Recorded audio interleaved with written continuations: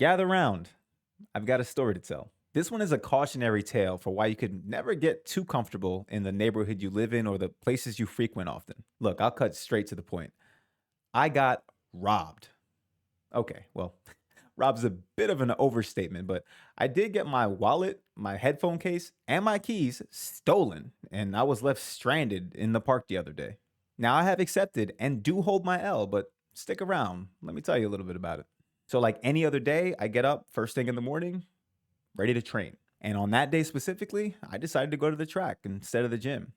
And it's kind of unfortunate too because I usually don't go to the track. And so it sucks that like in one of the handful of times I did go, it didn't turn out the greatest for me. Anyways, when I got there, I made my first critical error. You see, when I normally go for outdoor workouts or runs, I do it with a chest vest. That way I can keep everything on my person and I travel light. That way it's not too distracting.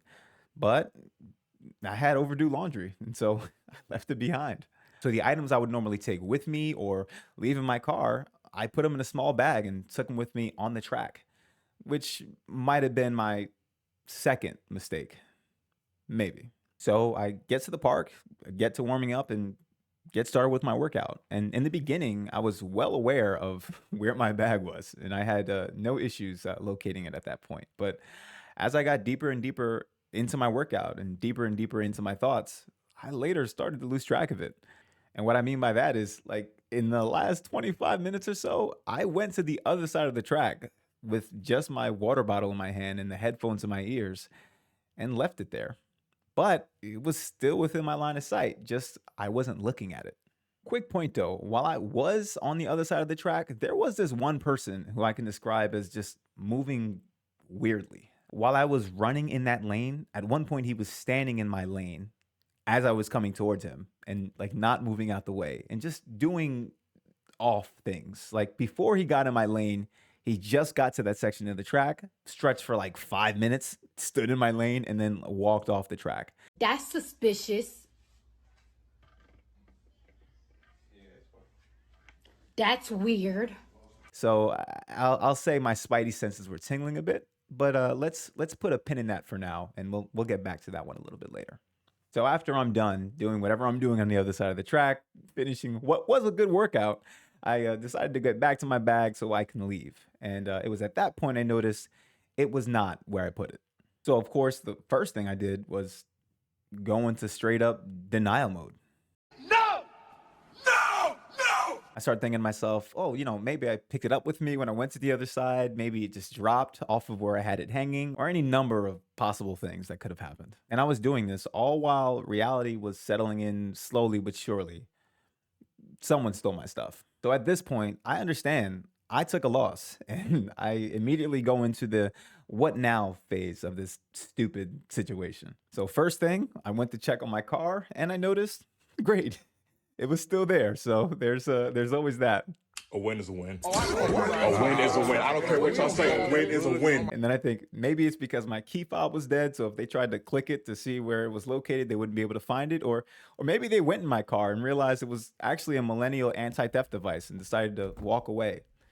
Really, at the end of the day, who knows? But my car was there. So at that point, I look up and I notice that there are cameras on the track. And so, like any upstanding citizen would do, I called the cops, hoping that they would be able to check them out and give me some insights as to what actually happened here. So when the responding officer gets to the park to meet me, he gets a call from another officer and they're giving him details about what they see on the camera. And they confirm they saw someone take it. So any bit of denial I had at that point, like maybe something else happened, it was completely wiped out at that moment. So they tell us where the last known location was that they have on camera of where that person was going with the bag.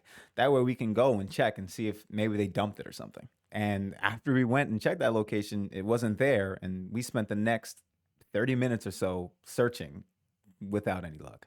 Now, during the course of that mini search mission, we had a fun and lighthearted discussion about a variety of things as we walked back to my car, which of course now needed a tow because I didn't have a spare. He gave me his advice on what he thought I should do going forward in the situation and where we go from here in terms of the process. And I spoke to him about my regrets with regard to the situation and how I made a series of many choices that, had I chose differently, I might have been able to drive my car out the park that day. Like making sure the battery on my key location tracker wasn't dead. Or, like simply taking my bag along with me as I went to the other side of the track. Things like that. If you haven't guessed by now, I'm typically pretty hard on myself with regards to my past, however near or far, and have a bad tendency to focus on the what ifs, regardless of how useless that is in the actual moment. But in response to my complaints and concerns, the officer did offer something interesting in the form of an old Taoist parable about a Chinese farmer. And it goes something like this. So there's a farmer who has a horse, and this horse runs away. So his neighbors come by to show their sympathies, and they say, well, that's some really bad luck. And he says, well, maybe. The next day, that horse returns with 3 other horses. And so the neighbors come back and say, oh, never mind. Looks like that's some great luck. And the farmer replies, maybe.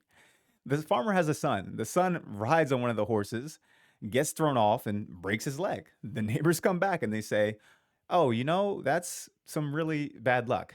And the farmer replies, maybe.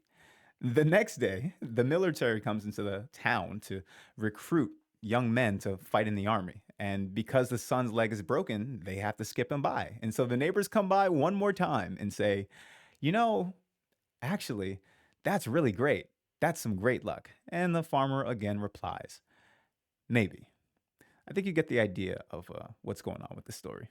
Now, I found the story quite interesting, and oddly enough, we both had slightly different takeaways from it. He read from it the idea that everything happens for a reason, and so you shouldn't waste your time stressing about something that ultimately was outside of your control and is part of a grander plan. And you never actually know if the current outcome is the better outcome. Now, personally, I do not believe things happen for a reason, but in terms of the other sentiments, we might have ended up in the same place, as nothing in the future is known until it's the past. So instead of focusing on the what ifs and stressing out over what could have happened, focus on the silver lining and the positive aspects of what did happen and find peace in that.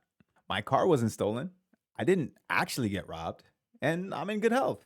And not to mention, I got my steps in that day, searching every single garbage can in the park, looking for my stuff. So there's always that. And to take that pin out of what I mentioned earlier, I got a call from the detective the other day, and that guy I mentioned earlier that was moving weirdly was the guy who stole my stuff. So turns out my gut was onto something. But even with that confirmation, the footage wasn't clear enough to get a clear face. So the likelihood of me ever getting my stuff back or him getting caught is extremely low. Look, that dude got one over on me that day, and I accept my faults in the situation. I don't think the universe gets back at him later for it either, as I think ideals like that appeals to people's wanting for there to be a cosmic justice in the world. But I think wanting that to be true and that actually being true are two different things.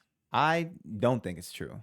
I view things in a way that I think tracks closer to reality, but not necessarily justice. Good things happen to bad things happen to good people, and shit happens to everyone.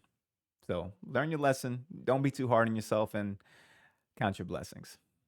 Anyways, that's my perspective. What's yours? Let me know in the comments down below. Like the video if you haven't already, and subscribe, as I got much more content like this on the way.